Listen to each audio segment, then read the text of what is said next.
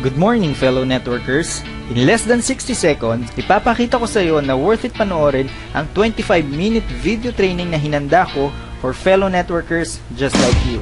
Dahil sa video na ito, malalaman mo kung paano mag-present ng business mo multiple times a day kahit busy ka sa ibang bagay.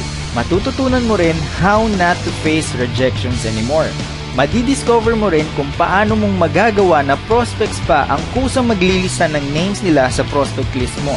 Ipapakita ko rin sa iyo kung paano mag-follow up ng mga prospects automatically. So ang tanong ko sa iyo ngayon, worth it bang panoorin ang video na ito kung yan ang mga matututunan mo?